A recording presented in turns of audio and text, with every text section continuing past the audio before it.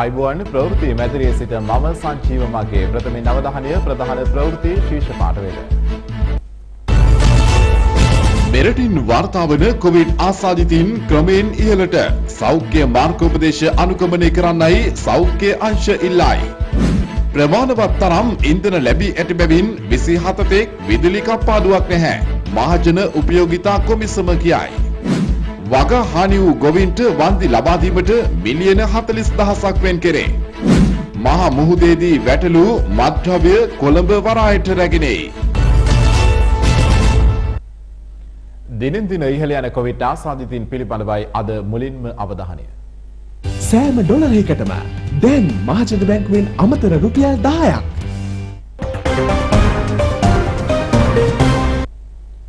මෙරට කොවිඩ් තොරතුරු පිළිබඳවයි දැන් අවධානය.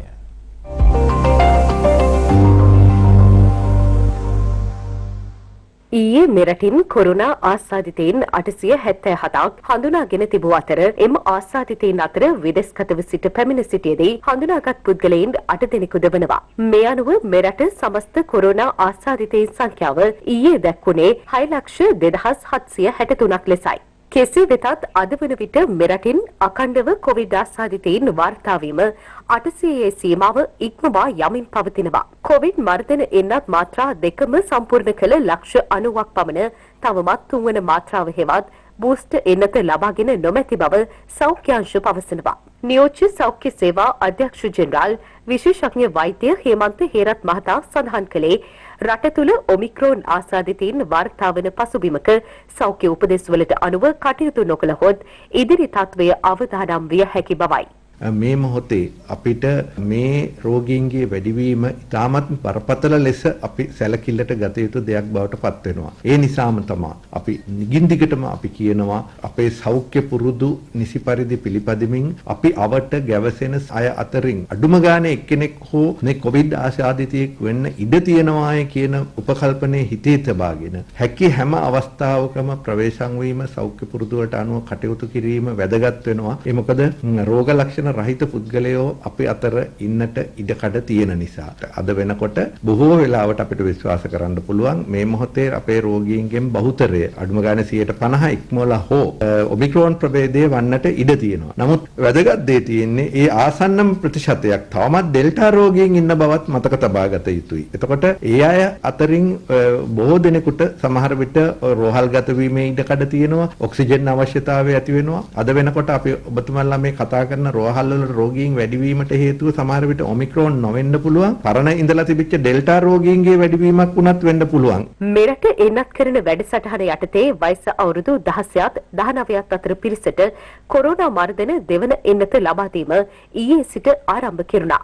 එන්නත් කරන විශේෂඥ කමිටුවේ අනුමැතියට යටත්ව පළමු මාත්‍රාව ලබාගෙන මාස 3ක් ඉක්ම වූ වයස අවුරුදු 16ත් 19ත් අතර සියලු දෙනාට ඒ අනුව දෙවන මාත්‍රාව ලබා ගත හැකි. එසේම අවශ්‍ය තරම් රට තුළ කොරෝනා මර්ධන එන්නත් පවතින බවද මාධ්‍ය වෙත අදහස් දක්වමින් රාජ්‍ය අමාත්‍ය මහාචාර්ය චන්නජය සුමන මහතා ප්‍රකාශ කළා. සෞඛ්‍ය මාර්ගෝපදේශ උල්ලංඝනය කරමින් මගී ප්‍රවාහනය කරන බස් රථ සොයා විශේෂ මෙහෙයුමක් අද කොළඹ අවට ප්‍රදේශ කිහිපයක සිදු කරනවා. ආසන ප්‍රමාණය ඉක්මවා මගින් රැගෙන යන්නේ දැයි පරීක්ෂා කිරීම එහි අරමුණ වනවා. අද පෙරවරු 6:30ට ආරම්භ වූ මෙම පරීක්ෂාව 9:30 දක්වා පැවැත්වෙනු ඇති.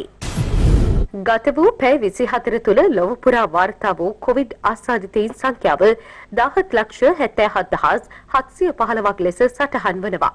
වැඩිම ආසාදිතයින් ඇමරිකාවෙන් වාර්තා වූ අතර එම සංඛ්‍යාව ලක්ෂ 3කට ආසන්නයි. ප්‍රංශයෙන් ආසාදිතයින් 1,08,000ක්ද, ජර්මනියෙන් ආසාදිතයින් 90,000ක්ද, බ්‍රිතාන්‍යයෙන් ආසාදිතයින් 88,000ක්ද හඳුනාගෙන තිබෙනවා. ඉතාලියෙන් වාර්තා වන කොවිඩ් ආසාදිතයින් සංඛ්‍යාව 77,000ක්. තුර්කියෙන් කොවිඩ් ආසාදිතයින් 67,000ක් ගත වූ පැය 24 තුළ හඳුනාගෙන තිබෙනවා. කොවිඩ් මරණද 4,821ක් එම කාලය තුළ සිදුව තිබෙනවා. මේ අතර ලොව පුරා වාර්තා වන සමස්ත කොවිඩ් ආසාදිතයින් සංඛ්‍යාව 35,50,24,900 දක්වා ඉහළ ගියා. ලොව පුරා සිදුව ඇති කොවිඩ් මරණ සංඛ්‍යාවද 56,23,700කට ආසන්නයි. මෙය අතිශය බරපතල තත්ත්වයක් වන අතර ජනතාව සෞඛ්‍ය මාර්ගෝපදේශ අනුගමනය නොකිරීම ඊට මූලික හේතුව වී ඇතැයි ලෝක සෞඛ්‍ය සංවිධානය පෙන්වා දෙනවා.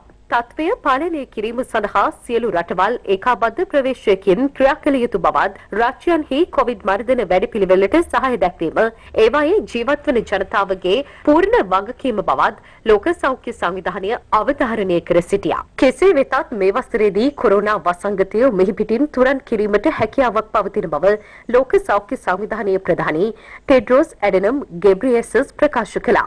ජිනීවා නුවරදී මාධ්‍ය වෙත අදහස් දක්වමින් ඔහු කියා සිටියේ ඒ සඳහා එන්නත් සහ ප්‍රතිකාර සඳහා සමාන අවස්ථා සහතික කිරීමට සියලු රටවල් කටයුතු කළ යුතු බවයි.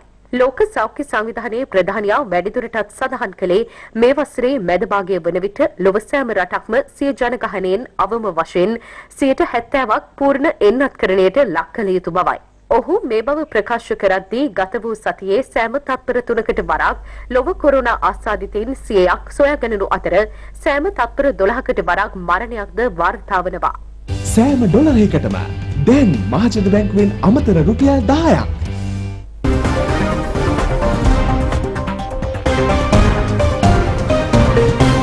UHD quality video streaming සමග internet like a boss. SLT Mobitel Fiber. කිසිදු අයුරකින් විදුලි කප්පාදුවක් සිදු නොකරන ලෙසට ජනාධිපති ගෝඨාභය රාජපක්ෂ මහතා අදාළ පාර්ශව දැනුවත් කර ඇති බව සම කැබිනට් ප්‍රකාශක අමාත්‍ය ඩලස් අලහප්පෙරුම් මහතා අද ප්‍රකාශ කළා.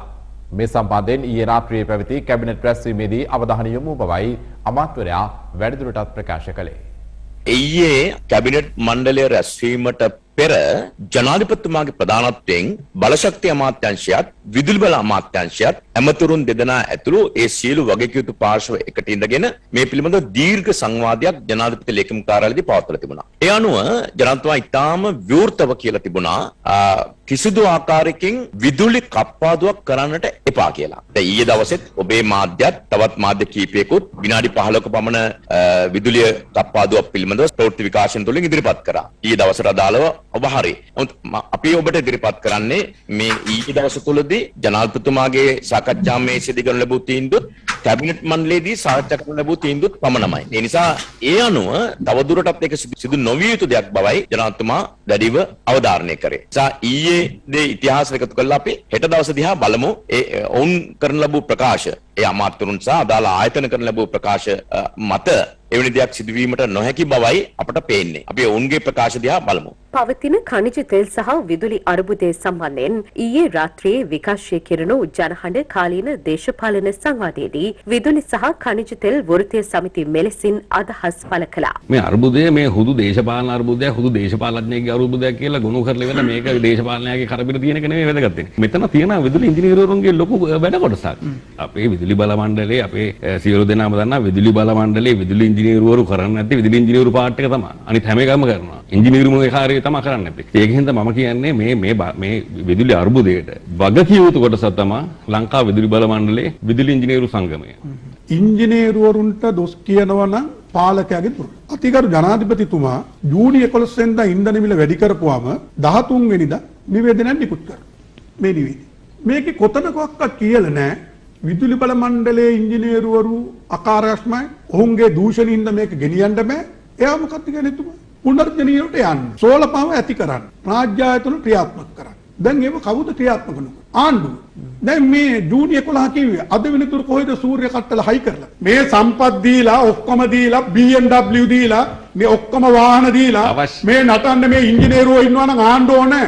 එහෙනම් විදුලි බල මන් මීට පස්සේ ඡන්දෙ ඉල්ලන්න ඕනේ තෙල් සංස්ථාවේ නිලධාරී මේ ඕකයිල බැරිය අර ඔය වැඩ බැරි හින්දානේ. හැබැයි ඔක ඔබතුමාලගේ ආණ්ඩුවට කරන අපහාසයක්. මෙතුමා ඉදිරිපත් කරන සමහරවිට විදුලි බල මණ්ඩලයේ ඉංජිනේරුවන්ගේ ඉදිරිපත් කරන කරුණු කාරණා වල වැරද්දක් තියෙන්න පුළුවන්. හැබැයි මම පොදුවේ කියන්නේ මේකට ප්‍රතිපත්තියක් විදියට රටේ බලශක්ති ක්ෂේත්‍රයට ප්‍රතිපත්තියක් හැදුවේ නැතිව ඇතුලේ ජාතික ප්‍රතිපත්තියක් නොමැතිකම නිසා තමයි මේ කාරණාව මුණ දෙන්නේ කියන එක මම පැහැදිලි කරනවා. ගිය සතියේ ඉස්සර සතියේ අතිගරු ජනාධිපතිතුමාත් එක්ක සාකච්ඡාවක් තිබ්බා. ඉතින් එළියට ආවා ගාමිණී ලෝක ඇමතුමා. ඇවිල්ලා මොකක්ද කිව්වේ? මම යමති. කපන්නේ ලයිට් කිව්වා. පිටිපස්සේ හිටියා ජීඑල් ඇල්ලුවා මයික් එක මාධ්‍ය විදිහට. මොකද්ද කිව්වේ? අපි දවල්ට නෙමෙයි අපි රැට තමයි පැයක් විනාඩි 25ක් කපන්න වෙනවා කිව්වා. පරස්පරයි. ඊට පස්සේ හිටියා ගම්මබිල මහත්තයා. ගම්මබිල මහත්තයා කියනවා හිඟන්නේ කරේ තියන් යන දුප්පතා විදියට අපි කැමති නෑ කියලා. කාටද මේ හිඟන්නේ කියලා කියන්නේ? මේ මෙතුමලගේ මේ විදුලි බල මණ්ඩලයට. මේ හිඟන්න කරලා තියෙන්නේ අපි වැඩ කරමු විදුලි බල මණ්ඩලෙ වෙන්නේ. විදුලි බල සේක රැදවල් වැඩ කරනවා. හැබැයි මේ රට කාපු කැබිනට් ඇමතුරු කියනවා තෙලසංස්ථාව හිඟන්නේ. විදුලි බල මණ්ඩලෙ දුප්පතේ. ලැජ්ජ වෙන්න ඕන. ඉල්ලස් වෙන්න ඕන. හරිද? වැඩි යටක් නෑ. මේ රටේ ජනතාව කලුවරේ ඉන්න වෙනවා. Multiple devices එකවර connect කළ හැකි internet like a boss. SLT Mobitel Fiber. මේ අතර ජාත්‍යන්තර මුහුදේදී වැටලූ මත්ද්‍රව්‍ය තොගය අද කොළඹ වරායට රැකෙනු ලැබුවා. මෙරට නාවික හමුදාව ශ්‍රී ලංකාවට දකුණු දෙසින් වූ ජාත්‍යන්තර මුහුදේ සිදු කළ සාර්ථක මෙහෙයුමක් මගින් පසුගිය 17 සහ 22 දිනයන්හිදී අත්අඩංගුවට ගන්නා ලද හෙරොයින් මත්ද්‍රව්‍ය තොගය රැගත් දේශීය දීවර යාත්‍රා සහ දේශීය සැකකරුවන් 11 දෙනා අද උදැසන කොළඹ වරාය වෙත රැගෙන එනු ලැබුවා. එය නිරීක්ෂණය කිරීම සඳහා ආරක්ෂක ලේකම් විශ්‍රාමික ජෙනරාල් කමල් ගුණරත්න මහතා සහ නාවික හමුදාපති වයිස් අද්මිරාල් නිශාන්ත උලුගේතැන්න මහතා සහභාගී වුණා. ඒ අනුව ගොඩබිමට රැගෙන උර 13ක් තුළ පැකට් 309ක් ලෙස අසුරන ලද හෙරොයින් මත්ද්‍රව්‍ය තොගයේ බර කිලෝ 343යි ග්‍රෑම් 456ක් පමණ බව තහවුරු කරගන්නා ලද අතර එම මත්ද්‍රව්‍ය තොගයේ දල වීදි වටිනාකම රුපියල් මිලියන 3400කට අධික වෙතයි විශ්වාස කෙරෙනවා. අනතුරුව මෙම මත්ද්‍රව්‍ය තොගය සැකකරුවන් සහ දේශීය බහුදින දීවර යාත්‍රා ඉදිරි නීතිමය කටයුතු සඳහා පොලිස් මත්ද්‍රව්‍ය නාශක කාර්යාංශය වෙත බාර දෙනු ලැබුවා. මේ සම්බන්ධ ඉදිරි විමර්ශන කටයුතු ශ්‍රී ලංකා නාවික හමුදාව හා පොලිස් මත්ද්‍රව්‍ය නාශක කාර්යාංශය එක්ව සිදු කරනු ලබනවා. ප්‍රවෘත්ති මේ විරාමයෙන් අනතුරුව බලාපොරොත්තු වන්න.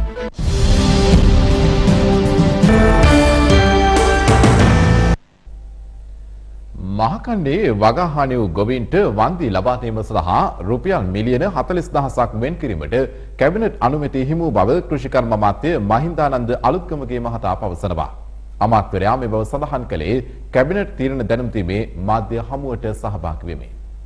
20 මහකන්නේ හෙක්ටයාර් ලක්ෂ 8කට ආසන්න ප්‍රමාණයක් වී ගොවිතැනේ වගා කරපු ගොවීන් සඳහා ඔවුන්ගේ අස්වැන්නේ යම් හානියක් සිදු වුණා නම් ඒ සඳහා වන්දි ලබා දෙන්න ඊයේ කැබිනට් මණ්ඩලය අනුමැතිය ලබා දුන්නා. ඒ සඳහා මිලියන 40000කට ආසන්න මුදලක් රජය විසින් වෙන් කරනවා. ඒ අනුව අපි ඊයේ වෙනකොට තිබුණේ වී කිලෝ එක රජයේ සහතික මිල රුපියල් 50යි. ඊයේ කැබිනට් මණ්ඩලයේදී වී මණ්ඩලයට පෞද්ගලික අංශයත් එක්ක තරගකාරී ලෙස වී මිලදී ගැනීමට අපට අවසර ලබා දුන්නා. ඒ අනුව අද උදේ අපි තීන්දුව කරා අද සිට වීඇලේ මණ්ඩලය වී කිලෝ එකක් රුපියල් 75කට මිලදී ගන්න. දැන් ගොවින්ට පුළුවන් වීඇලේ මණ්ඩලයේ ගබඩාවලට ඒ වී ගෙනත් දීලා ඔවුන්ට අවශ්‍ය මුදල් ලබා ගන්න හැකියාව තියෙනවා. හැබැයි රුපියල් 75ට වී ගත්තා කියලා පාරිභෝගිකයන් කලබල වෙ යුතු නැහැ. අපි සහල් මිල වැඩි කරන්න කටයුතු කරන්නේ නැහැ. රජය පිටරටින් හාල් ආනයනය කරන්න තීන්දුව කරලා තියෙනවා. මොකද මේ වී මෝල් මාෆියාව විසින් පහුගිය කාලේ තාම අසාධාරණ ලෙස වී මිල රුපියල් 150ට 200ට අරගෙන ගියා. ඒ නිසා මේ වී මිල පාලනය කරන්න ඕනේ නම් එක පැත්තකින් රජයේ සතුව වී සංචිතයක් තියෙන්න ඕනේ. තව පැත්තකින්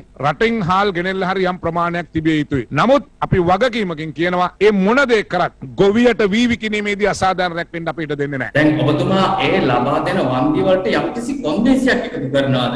මේ පොහොර දැම්මා කියලා කිසි දෙයක් අපි පරීක්ෂා කරන්නේ නැහැ. හැම ගොවියෙකුටම මේ වන්දි දෙනවා. ඔබතුමා වී ගොවීන් සම්බන්ධයෙන් වන්දි දෙන එක ගැන කතා කරා. හැබැයි මේ බඩේරුම් ගොවීන් ඉන්නවා, ඒ ගොවීන් ඉන්නවා මේ විදිහට සෑහෙන අසරණ වෙච්චි. මේක බරපතල ලෙස බලපෑවි වී ගොවීන්ටයි. ඒ නිසා දැනට රජය තීන්දුව කළා තියෙන්නේ වී ගොවීන්ට පමණයි මේ වන්දි ලබා දෙන්නේ. මගෙන් මාධ්‍ය මිත්‍රයෙක් ඇහුවා කාබනිකද චීනෙන් ඇනුම් කළා තියෙන මිලියන මෙට්‍රික් ටන් මිලියනයක් වූ සහල් ප්‍රමාණය කියලා. අතරම මේක දැන් සාකච්ඡා මට්ටමේ තියෙන්නේ. තවම ඒකට පිළිබඳ අවසන් තීරණයක් අරගෙන නැහැ.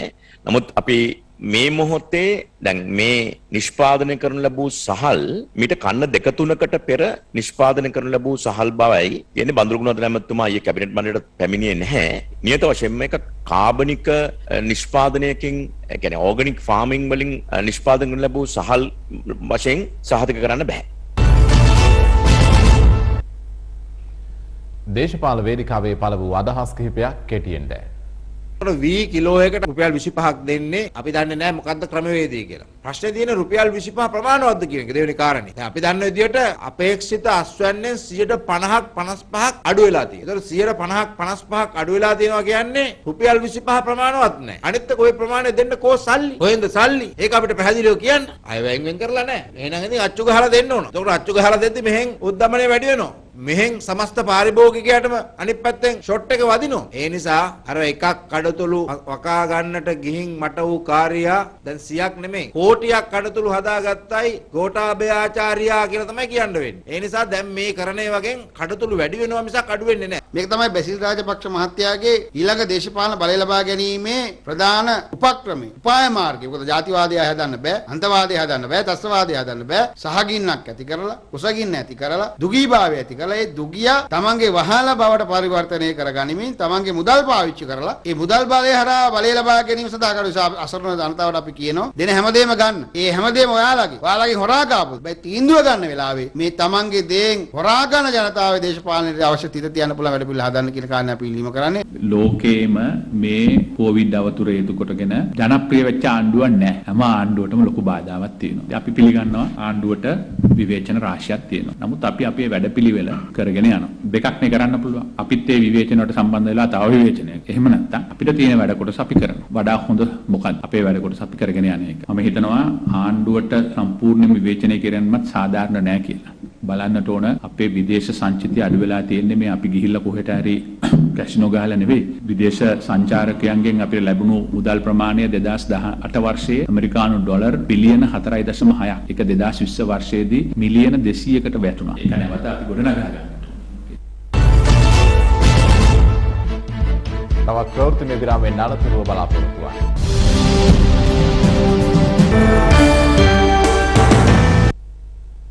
දැන් තවත් පුවත් කිහිපයක් කෙටියෙන්. බොරැල්ල සියලු ශාන්තුවරින්ගේ දේවස්ථානය තුළ තිබී ජීව අත්බෝම්බයක් සොයා ගැනීමේ සිද්ධිය සම්බන්ධ විමර්ශන කඩිනමින් අවසන් කිරීමට පියවර ගන්නා ලෙස කොළඹ අතිරේක මහේස්ත්‍රාත් රජින්ද්‍රා ජයසූරිය මහත්මිය අද කොළඹ අපරාධ කොට්ටාශයට නියෝග කළා. එමෙන්ම මෙම සිද්ධිය සම්බන්ධයෙන් රැඳුම් නියෝග මත රඳවාගෙන ප්‍රශ්න කරනු ලබන සැකකරුවන් පිළිබඳ වන පරීක්ෂණ කටයුතු වල ප්‍රගතිය ලබන දෙවනදා අධිකරණයට දැනුම් දෙන ලෙසද මහේස්ත්‍රාත්වරිය විසින් කොළඹ අපරාධ කොට්ටාශයට දන්වා සිටියා. මේ වන විට සිමෙන්ති සම්බන්ධයෙන් මතුවී ඇති අර්බුදය තවදුරටත් උග්‍ර වෙමින් පවතිනවා. ඊට හේතු වී ඇත්තේ සිමෙන්ති හිඟය සහ සිමෙන්ති මිල හිතු ආකාරයෙන් ඉහළ නැග්වීමයි. ඇතැම් ප්‍රදේශවල සිමෙන්ති කොට්ටයක මිල රුපියල් 2000ක් දක්වා වැඩි වී ඇති බවද සඳහන් වනවා. ඒ සිමෙන්ති කොට්ටයක මිල රුපියල් 1375ක් විය යුතු බවට දන්වා ඇති පසුබිමක් තුලයි. පවතින සිමෙන්ති අර්බුදය හේතුවෙන් ජනතාව දැඩි ලෙස පීඩාවට පත්ව තිබෙනවා.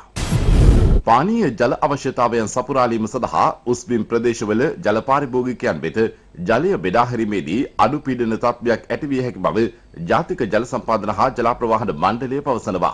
නිවේදනයක් නිකුත් කරමින් එම මණ්ඩලය සඳහන් කර ඇත්තේ මෙම අවස්ථාවේ පානීය ජලය හැකිතාක් දුරට අරපිරිමැස්මෙන් භාවිතා කරන ලෙසයි. මේ දිනවල දිවයිනේ දැනට පවතින අධික වියලි කාලගුණික තත්ත්වය හේතුවෙන් ජල මූලාශ්‍රයන්හි ජල මට්ටම පහළ බැස ඇතයිද ජාතික ජල සම්පාදන හා ජල ප්‍රවාහන මණ්ඩලය දැනුම් දෙනවා. එමෙන්ම ජනතාවගේ ජල පරිභෝජනය ඉහළ මට්ටමක පවතින අතර පානීය ජල සැපයුම සීමා සහිත බැවින් එය සැමට සමසේ බෙදා හැරිය යුතු බැවින් වාහන සේදීම, ගෙවතු වගාව ඇතුළු අත්‍යවශ්‍ය නොවන කටයුතු වලට භාවිතා නොකර අත්‍යවශ්‍ය දෛනික කටයුතු වලට පමණක් භාවිතා කරන ලෙසද එම මණ්ඩලය ජනතාවගෙන් ඉල්ලා සිටිනවා. හොරණ කොළඹ පෞද්ගලික බස් රථ සේවකයින් අද පෙරවරුවේ වැඩ වර්ජනයක් ආරම්භ කර තිබුණා. ඒ බුලත් සිංහල සිට හොරණ දක්වා නව බස් රථයක් ධාවනයට එක් කිරීමට විරෝධය පළ කරමින් ඒ අනුව හොරණ සිට කොළඹ දක්වා ධාවනය වන සුඛෝපභෝගී සහ සාමාන්‍ය සේවා සියලුම බස් රථ සේවකයින් වැඩ වර්ජනයට එක්ව සිටියා. කොවිඩ් වෛරසයට අමතරව රට තුළ තවත් වෛරස් උණරෝගයක් පැතිර යන බව රාජ්‍ය වෛද්‍ය නිලධාරීන්ගේ සංගමය පවසනවා. එහි කමිටු සමාජික වෛද්‍ය ප්‍රසාද් කොළඹගේ මහතා සඳහන් කළේ පවතින තත්ත්වය හමුවේ ජනතාව ඒ සම්බන්ධයෙන් වැඩි අවධානයක් යොමු කළ යුතු බවයි. මේ අතර ඔමික්‍රොන් සහ කොවිඩ් නව ප්‍රභේද සඳහා මුහුණ දිය යුතු ආකාරය සම්බන්ධයෙන් රාජ්‍ය වෛද්‍ය නිලධාරීන්ගේ සංගමය විසින් විශේෂ නිර්දේශ 5ක් ඉදිරිපත් කර තිබෙනවා. රාජ්‍ය වෛද්‍ය නිලධාරීන්ගේ සංගමයේ විශේෂඥ කමිටුවක් මගින් සිදු කළ අධ්‍යයනයකින් අනතුරුව අදාළ නිර්දේශ සකස් කර ඇති බවයි වාර්තා වන්නේ. ज्येष्ठ नियोज्य पोलिස්පති නීතිඥ අජිත් රෝහණ මහතා ज्येष्ठ पोलिस මාධ්‍ය ප්‍රකාශකවරයා ලෙස පත් කර තිබෙනවා. පොලිස්පති සී.ඩී. වික්‍රමරත්න මහතා විසින් ඔහු මෙම තනතුරට පත් කර ඇතේ ඔහු විසින් දරනු ලබන අපරාධ හා රථවාහන ज्येष्ठ නියෝජ්‍ය පොලිස්පති තනතුරට අමතරවයි. ඔහු විසින් මීට පෙර අවස්ථා කිහිපයකදීම පොලිස් මාධ්‍ය ප්‍රකාශක තනතුර දරනු ලැබුවා. මේ අතර කලාවැව ජාතික වනෝද්‍යානයේ ඇතුන් දෙදෙනෙකු අතර ඇතු ද්වන්ද සටනකින් එක් ඇතෙකු තුවාල ලබා තිබෙනවා.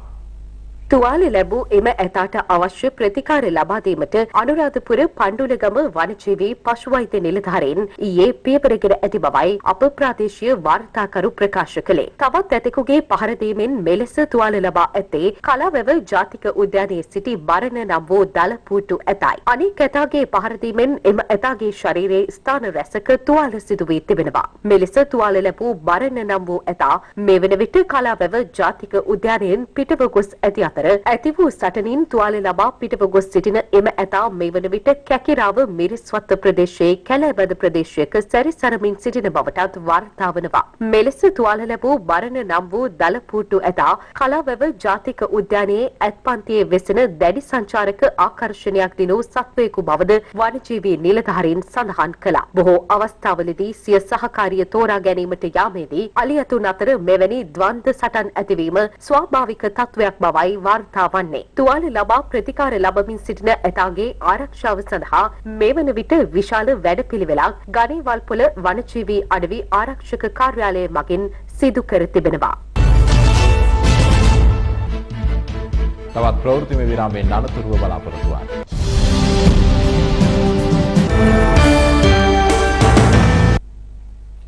දැන් අවධානය ව්‍යාපාරික පුවත් වෙත. අමු තේදලු සහ අනිකුත් කෘෂි නිෂ්පාදන එකතු කිරීමේ සහ අලෙවි කිරීමේ බහුකාර්ය මධ්‍යස්ථාන 17ක් දිස්ත්‍රික්ක 6ක ඉදිකිරීමට වැවිලි අමාත්‍යාංශය සැලසුම් කර තිබෙනවා. රුපියල් මිලියන 68ක මුදලක් වෙන් කරමින් ගාල්ල, මාතර, රත්නපුර, බදුල්ල, මහනුවර සහ නුවර එළිය දිස්ත්‍රික්කවල මෙම බහුකාර්ය මධ්‍යස්ථාන ඉදිකිරීමට නියමිත බවයි එම අමාත්‍යාංශය නිවේදනයක් නිකුත් කරමින් සඳහන් කළේ. මෙම මධ්‍යස්ථාන මගින් කුඩා තේ වතු හිමියන් 2500කට සේවය සැලසෙන අතර අමු තේදලු එකතු කිරීමට අමතරව කුරුඳු, ගම්මිරිස්, පුවක්, කිතුල් පැණි ඇතුළු අනිකුත් නිෂ්පාදනද එක්රැස් කොට අලෙවි කිරීමට කටයුතු කරනු ඇති. නැගෙනහිර යුරෝපයේ සහ මැද පෙරදිග භූ දේශපාලනික උණුසුම හේතුවෙන් ලෝක වෙළඳපොලේ තෙල් මිල ඉහළ යාමක් දක්නට ලැබෙනවා. විශේෂයෙන් සැපෙවුම අඩාල වීමේ අවදානම නිසා බ්‍රෙන්ට් වර්ගයේ බොරතෙල් බැරලයක මිල ඇමරිකානු ඩොලර් 86.75ක් දක්වා ඉහළ ගියා. ඇමරිකානු WTI තෙල් බැරලයක මිලද ඩොලර් 83.65 දක්වා ඉහළ ගොස් තිබෙනවා. ගෝලීය සැපෙවුම සීමා වීම සහ ඉල්ලුම ඉහළ යාම හේතුවෙන් පසුගිය සතියේදී ලෝක වෙළඳපොලේ බොරතෙල් මිල වසර 7කින් පසුව වාර්තා වූ ඉහළම අගයට පත් වුණා. ලොවට අතරතුරු සමගින් දැන් අවධානය විදේශ පුවත් වෙත.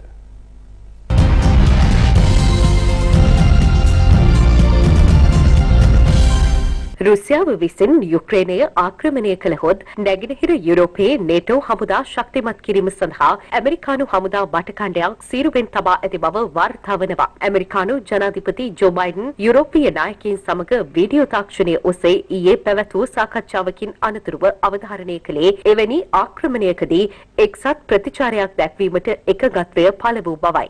මෙලෙස 8500ක ඇමරිකානු හමුදා බල ඇණියක් සීරුවෙන් තබා ඇති අතර නැගෙනහිර යුරෝපීය බල ඇණිය ශක්තිමත් කිරීම සඳහා ප්‍රහාරක ජෙට් යානා සහ නෞකා යැවීමට නේටෝ සංවිධානය කටයුතු කර තිබෙනවා. මේ වන විට යුක්‍රේන දේශ සීමාවේ ලක්ෂයක පමණ රුසියානු බටපිරිස් එක්රැස් වී සිටින අතර ඔවුන් ඕනෑම මොහොතක යුක්‍රේනය ආක්‍රමණය කළ හැකි බවටයි බටහිර බුද්ධි අංශ අනතුරු අඟවා ඇත්තේ. ගොඩබිමින් වට වූ බටහිර අප්‍රිකානු බූර්කිනා ෆාසෝ රාජ්‍යයේ හමුදාව එරට බලය අත්පත් කරගෙන ඇති අතර ජනාධිපති හොක් කබෝරේ අත්අඩංගුවට ගෙන තිබෙනවා. හමුදා කැරැල්ලේ නායකයා ලෙස සැලකෙන ලුතින කර්නල් ෆෝල් හෙන්රි ඩමිබා විසින් නිකුත් කළ රජය අත්පත් කර ගැනීමේ නිවේදනය හමුදා නිලධාරියෙකු විසින් රාජ්‍ය රූපවාහිනිය ඔස්සේ කියවා ඇති බව සඳහන්. හමුදාව විසින් බුර්කිනා ෆාසෝ රාජ්‍යයේ බලය මෙලෙස පැහැරගෙන ඇත්තේ ඉස්ලාමීය අන්තවාදීන් මැඩලීමට රජය අපොහොසත් වන බව පවසමින් IS අනුගාමික ඉස්ලාමීය සන්නද්ධ කණ්ඩායම් බුර්කිනා ෆාසෝ වෙත පැමිණියේ යාබද මාලි රාජ්‍යයේ සිටයි. කෙසේ නමුත් මෙලෙස හමුදාව විසින් බලය පැහැර ගැනීම අප්‍රිකානු සංගමය විසින් හෙලා දැක ඇති අතර ජගත් සංවිධාන මාලේකම් අන්තෝනියෝ ගුටේරස් කියා සිටියේ හමුදා භාරයේ සිටින ජනාධිපති කබෝරේගේ ආරක්ෂාව පිළිබඳ ඔවුන් වගකිව යුතු බවයි. අධික හිමපතනය හේතුවෙන් තුර්කියේ ස්තාන්බූල් අගනුවරට දැඩි බලපෑම් එල්ල වී තිබෙනවා. ඒ අනුව තුර්කියේ ස්තාන්බූල් අගනුවර ගුවන් තොටුපළේ සියලු කටයුතු තාවකාලිකව අත්හිටුවීමට බලධාරීන් පියවර ගත්තා. ගුවන් ගමන් රැසක් අත්හිටුවීමත් සමග මගින් රැසක් දැඩි අපහසුතාවයට පත්වී සිටින බවයි වාර්තා වන්නේ. අධික හිමපතනයත් සමග ගුවන් තොටුපළේ ගබඩා සංකීර්ණයක වහලයක් කඩා වැටී ඇති අතර එය විදෙස් මාධ්‍ය වාර්තා කර තිබුණා. එමෙන්ම එරට වැසියන් 4000කට අධික පිරිසක් විවිධ ස්ථානවල සිරවී සිටින අතර 7000කට ආසන්න සංඛ්‍යාවක් රැඳවූ මධ්‍යස්ථාන වෙත යොමු කර තිබෙනවා. අවතැන් වූ පිරිසට අත්‍යවශ්‍ය ආහාර ද්‍රව්‍ය කඩිනමින් ලබා දීමට පියවරගෙන ඇති බවයි එරට ආපදා කළමනාකරන මධ්‍යස්ථානය සඳහන් කළේ. එක්සත් අරාබි එමිරාජ්‍යයේ අබුඩාබි අගනුවර වෙත මිසයිල ප්‍රහාරයක් එල්ල වී තිබෙනවා. මෙහිදී බැලස්ටික් මිසයිල ප්‍රහාර දෙකක් එල්ල වී තිබුණා. එහි ඉලක්කය වී තිබුණේ අබුඩාබිහි පිහිටි ඇමරිකානු හා ප්‍රංශ හමුදා සමාජිකයින්ද ඇතුළුව 2000ක් පමණ සිටින ගුවන් හමුදා කඳවුරා. කෙසේ වෙතත් ඇමරිකානු හමුදාවන්ගේ සහාය ඇතිව එම මිසයිල ප්‍රහාරය ව්‍යර්ථ කළ බව එක්සත් අරාබි එමිරාජ්‍ය පවසනවා. 1991 වසරේ පැවති ගල්ෆ් යුද්ධයෙන් පසුව මෙවැනි මිසයිල නිෂ්ක්‍රිය කිරීම ඇමරිකානු හමුදාව මැදිහත් වූ පළමු අවස්ථාව මේ බවයි විදෙස් මාධ්‍යයන්හි දැක්වෙන්නේ. ප්‍රහාරය එල්ල කර ඇත්තේ ඉරානයේ සහාය ලබන යෙමනයේ කූති සටන්කාමීන් විසින්. මීට දින කිහිපයකට පෙරද ඔවුන් අබුඩාබි වෙත ඩ්‍රෝන ප්‍රහාරයක් එල්ල කළා. එහි ඉලක්කය වී තිබුණේ අබුඩාබි ගුවන් තොටුපළේ ඉදිකිරීම් පරිශ්‍රයක් හා ඉන්ධන බෙදාහරින මධ්‍යස්ථානයක්. කෙසේ වෙතත් ඉන් බරපතල හානියක් සිදුව තිබුණේ නැහැ. මේ සමගින් අපගේ ප්‍රවෘත්ති ප්‍රකාශය අවසන්. අප යළිත් හමුවන්නේ හෙට සවස 6:55ට. ඔබට සුබ රාත්‍රියක්. සහසකුත් සංවේදනා